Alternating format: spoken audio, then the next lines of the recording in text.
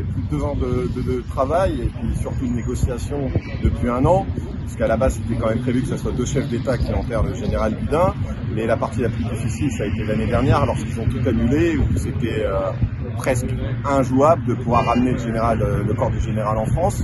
On a réussi le 13 juillet et on peut quand même avouer aujourd'hui, c'était une belle cérémonie. Venant de la part de l'État français avec la situation actuelle, en plus avec la Russie, avoir un tel hommage pour le général, moi j'ai pu descendre dans la crypte en bas, je l'ai vu. Il y a un grand respect quand même qui a été fait aujourd'hui pour le général Gudin et je suis très très content. Pourquoi est-ce que vous aviez voulu le ramener en France? Qu'est-ce qui était le symbole derrière cela? Il y a beaucoup de choses. Moi, je suis un fan de Napoléon, bien sûr, et puis à la base, c'était sur un projet archéologique, mais il y a aussi, on va dire, les relations franco-russes à travers ce général-là. D'ailleurs, la ministre aujourd'hui, elle l'a cité, et ça, je la remercie beaucoup.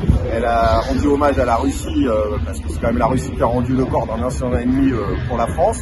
Et la première personne qu'elle a citée dans le protocole, vous l'avez vu, c'est monsieur l'ambassadeur de Russie. Donc, je pense qu'il y a un geste. Il y a quelque chose derrière ou peut-être quelque chose se prépare comme une future rencontre avec les 2 chefs d'État, mais ça je suis pas au courant.